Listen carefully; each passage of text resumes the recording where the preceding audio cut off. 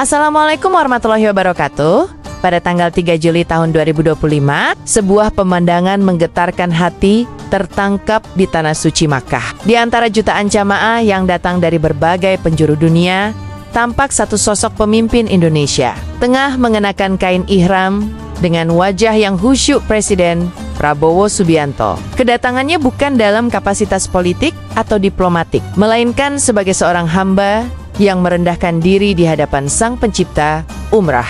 Kali ini menjadi sorotan tak hanya karena statusnya sebagai kepala negara, tapi juga karena suasana spiritual yang begitu kental di balik pengawalan ketat yang menyertainya. Puluhan pasukan keamanan Arab Saudi dan Indonesia tampak mengawal ketat area sekitar Presiden. Meski begitu, Prabowo tetap berbaur dalam ketenangan dan kekhusyukan, mengikuti setiap rukun umrah dengan tertib dan dalam. Video ini akan membawa Anda menyelami sisi lain dari perjalanan spiritual seorang presiden. Bukan tentang politik, bukan pula tentang strategi, tapi tentang jiwa seorang manusia yang sedang memohon ampunan, mengharapkan rahmat, dan menundukkan hatinya di hadapan Ka'bah. Jika video ini menyentuh hati Anda, jangan lupa untuk like, share, dan subscribe. Tulis doa terbaik Anda untuk pemimpin kita di kolom komentar. Semoga setiap pemimpin kita senantiasa diberi hidayah dan kekuatan dalam memimpin negeri ini menuju ridha Allah. Presiden Prabowo tiba di Bandara King Abdulaziz, Jeddah. Pada malam tanggal 2 Uli, rombongan langsung bergerak menuju Makkah dengan pengamanan ketat dari tim gabungan TNI dan otoritas keamanan Arab Saudi. Tampak suasana yang hening namun penuh makna, seolah seluruh perjalanan ini menjadi langkah menuju kedalaman spiritualitas yang dalam. Setibanya di hotel dekat Masjidil Haram, Presiden langsung beristirahat sejenak sebelum bersiap memulai rangkaian ibadah umroh keesokan harinya. Dalam sesi briefing tertutup, ia menyampaikan pesan kepada rombongannya. Kita di sini bukan sebagai pejabat, bukan sebagai tentara, bukan sebagai tim keamanan, tapi sebagai hamba Allah. Mari jaga adab dan kesucian tempat ini. Para jamaah Indonesia yang mendengar kabar kehadirannya pun menyambut dengan antusias.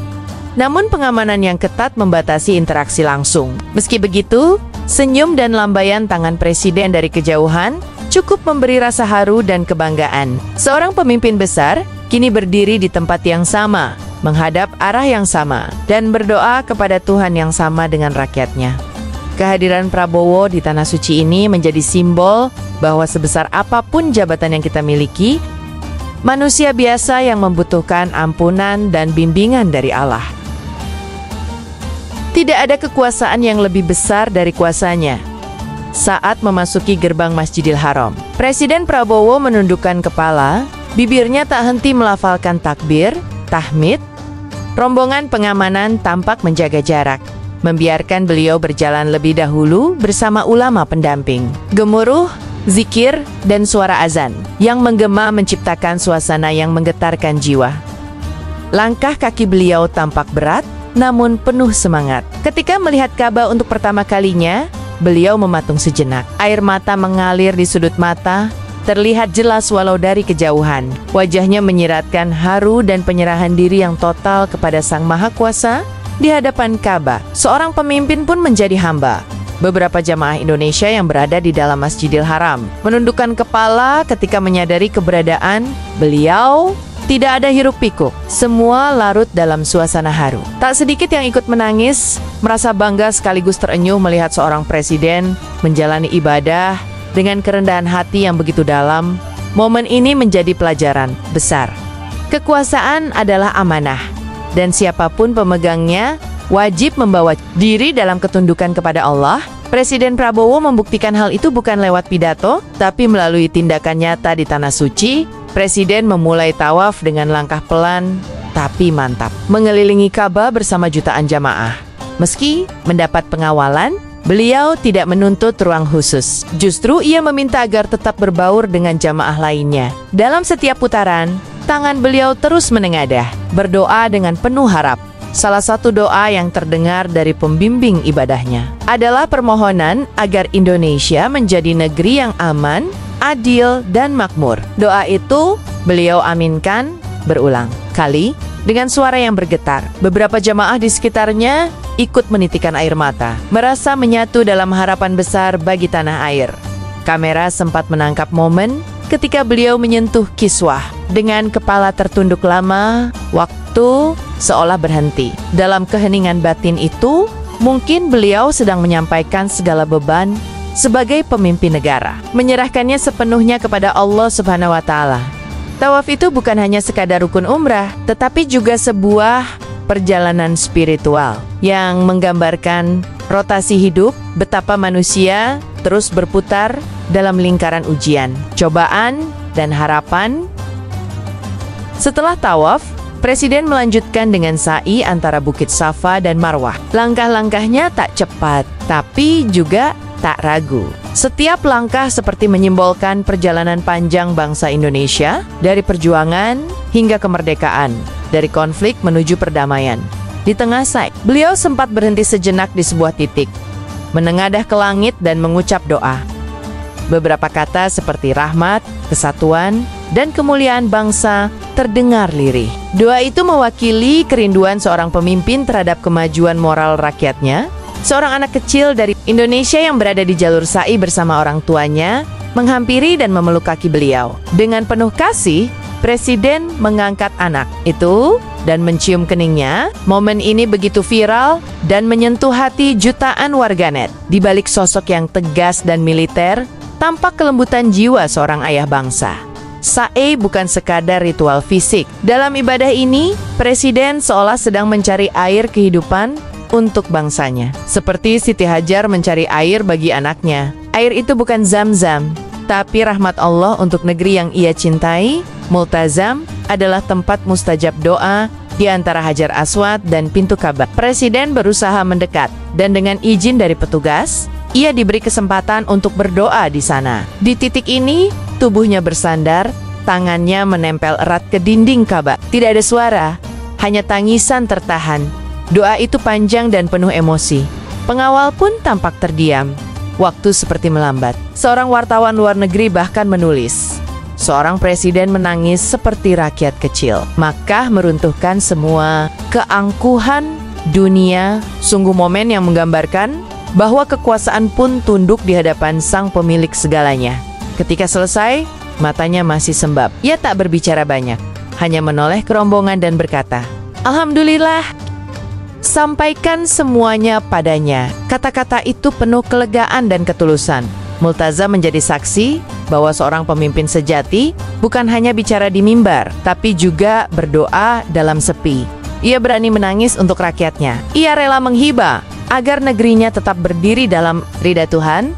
Setelah menyelesaikan rukun umrah, Presiden Prabowo meluangkan waktu untuk bertemu dengan sejumlah jamaah Indonesia. Dalam pertemuan singkat di aula hotel tempat beliau menginap, suasana haru tak terbendung. Para jamaah tidak hanya merasa dekat secara fisik, tetapi juga secara batin. Seorang nenek menangis sambil berkata, "Terima kasih Pak Presiden, sudah membawa doa kami ke Ka'bah." Presiden menyampaikan pesan singkat yang penuh makna. Ia tidak bicara soal politik atau jabatan, tetapi tentang pentingnya menjaga keikhlasan, memelihara ukhuwah, dan mencintai negeri dengan keimanan. Kalau negeri ini ingin kuat, kita harus kuat di hadapan Allah terlebih dahulu, ucapnya. Suasana penuh kekeluargaan tercipta. Beberapa jamaah memintanya untuk mendoakan anak-anak mereka, rezeki yang halal, dan agar bangsa Indonesia dijauhkan dari perpecahan. Presiden mengangguk dan mencatat semua dalam hati. Suara rakyat adalah amanah yang tak bisa diabaikan. Pertemuan ini menjadi bukti bahwa ibadah bukan hanya mempererat hubungan dengan Tuhan, tapi juga menguatkan hubungan antara pemimpin dan rakyatnya. Inilah wajah pemimpin yang dirindukan, tidak menjauh dari rakyat saat beribadah, justru menyatu dalam doa dan air mata. Malam itu, di atas sajadah putihnya di kamar hotel yang sederhana, Presiden merenung. Lampu redup, ia duduk dalam hening. Sebuah mushaf kecil tergenggam di tangan kirinya, sementara tangan kanan terus membalik halaman demi halaman, menerap setiap ayat yang ia baca. Ia mengenang perjalanan hidupnya, dari medan militer ke panggung politik, dari menjadi menteri hingga kini memimpin bangsa. Namun di depan Allah, semua jabatan itu tiada arti. Yang tersisa hanyalah niat, amal, dan tangisan malam Tangisan itu hadir kembali malam itu, tidak keras, tidak pula dibuat-buat. Ia menangisi masa lalu, memohon ampun atas kesalahan yang pernah terjadi. Ia juga memohon kekuatan untuk tetap berlaku adil dan amanah. Di malam tanah suci yang sepi, hanya Tuhan dan ia yang tahu isi hatinya. Malam itu menjadi saksi bahwa tidak ada kekuatan manusia yang melebihi kekuatan doa. Dan seorang pemimpin besar pun tetaplah seorang hamba yang harus bersujud di atas bumi, memohon agar kelak bisa berdiri tegak di hadapannya. Hari berikutnya, Presiden sempat berjalan kaki di sekitar Masjidil Haram dengan penjagaan longgar. Ia ingin merasakan atmosfer Makkah bukan sebagai kepala negara, tetapi sebagai peziarah biasa. Ia menyapa petugas, tukang sapu, dan bahkan sempat membeli air zam-zam dari seorang pedagang kaki lima. Ini adalah negeri yang dipenuhi doa, ucapnya pelan kepada ajudan yang mendampinginya. Kita harus pulang membawa cahaya itu ke tanah air. Kata-kata itu terucap dengan pandangan jauh ke arah Ka'bah. Ia menyadari bahwa setiap langkah di Makkah adalah pelajaran, dan setiap hembusan angin adalah pengingat syukur yang mendalam. Terlukis jelas dari sikapnya. Tidak ada kesombongan, tidak ada keinginan dipuji. Yang ada hanyalah keinginan untuk memulai lembaran baru sebagai pemimpin yang lebih dekat kepada Tuhannya. Dalam kunjungan ini, syukur menjadi fondasi utama. Syukur karena diberikan usia, kesempatan, dan panggilan ke tanah suci. Dan syukur itu beliau manifestasikan dengan terus menyebut nama Allah dalam setiap napas, setiap langkah, dan setiap bisikan hati. Di satu pagi yang sejuk, Presiden berdiri di balkon kamarnya, memandangi arah Ka'bah. Tapi pikirannya tidak berhenti di sana. Ia memikirkan Indonesia, sebuah negeri dengan segala keindahan dan problematikanya. Sebuah negeri yang menjadi tanggung jawabnya, dunia dan akhirat. Ia membayangkan anak-anak Indonesia yang belum semua merasakan pendidikan, para petani yang masih kesulitan air, dan para guru di pedalaman yang tetap mengajar tanpa mengeluh. Ya Allah, mampukan aku membawa perubahan untuk mereka, bisiknya sambil menggenggam tasbih.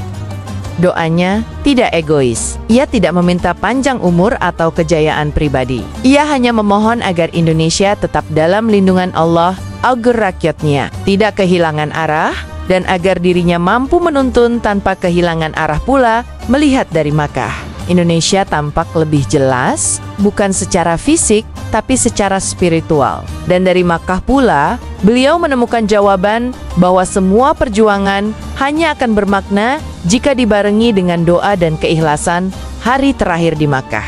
Presiden kembali ke Masjidil Haram untuk berdoa di Raudah. Ia datang lebih awal, sebelum waktu syalat subuh. Suasana masih lengang, hanya gema zikir yang terdengar samar. Ia bersujud lama, begitu lama hingga banyak yang terharu melihatnya. Doa terakhirnya penuh harapan. Ia memohon agar diberi kesempatan kedua, bukan untuk datang lagi ke Makkah, tetapi untuk memperbaiki negeri, menyatukan umat, dan membawa kedamaian. Di depan Ka'bah, janji itu ia bisikan lirih. Beberapa kali ia menengadah ke langit, menutup wajah dengan kedua tangannya. Air mata menetes lagi, kali ini sebagai tanda pasrah. Ia tahu bahwa ibadah telah selesai, tapi perjalanan kepemimpinannya masih panjang. Ka'bah menjadi saksi bahwa seorang presiden tidak hanya butuh penasihat politik, tapi juga doa. Tidak hanya butuh strategi, tapi juga istighfar. Dan tidak hanya butuh kuasa, tapi juga cinta kepada Allah dan umat. Saat pesawat yang membawa presiden meninggalkan Bandara King Abdul Aziz, hati beliau terasa penuh. Perjalanan ibadah ini tidak sekadar misi spiritual, tetapi sebuah transformasi batin. Ia pulang bukan sebagai pemimpin yang sama, tetapi sebagai pribadi yang telah dibersihkan oleh air mata dan sujud. Rombongan terbata dalam kata-kata. Semua menyaksikan perubahan kecil, namun nyata. Lebih sering tersenyum, lebih banyak diam untuk merenung, dan lebih ringan dalam memberi salam kepada siapapun. Sungguh, Makkah mengubah cara pandang dan cara memimpin. Di Indonesia, berita kepulangan beliau disambut dengan doa dan rasa haru. Banyak yang berharap semoga perjalanan ini membawa berkah bagi negeri. Banyak juga yang terinspirasi bahwa sekuat apapun manusia tetap harus bersujud di hadapannya. Inilah cerita seorang presiden yang datang ke tanah suci dengan membawa harapan jutaan jiwa dan pulang dengan membawa janji spiritual yang tak bisa dibeli dengan kekuasaan. Janji untuk melayani rakyat dengan hati yang sujud, sahabat semua. Semoga kisah spiritual ini menginspirasi kita semua untuk senantiasa dekat kepada Allah dimanapun posisi kita berada. Apakah kita rakyat biasa, pejabat, atau bahkan presiden, semua tetaplah hamba Allah yang membutuhkan bimbingan dan ampunannya. Jangan lupa untuk like, share, subscribe channel ini agar semakin banyak saudara kita yang mendapatkan manfaat dari kisah penuh makna ini. Dan tinggalkan komentar doa terbaikmu untuk Indonesia di bawah. Wassalamualaikum warahmatullahi wabarakatuh.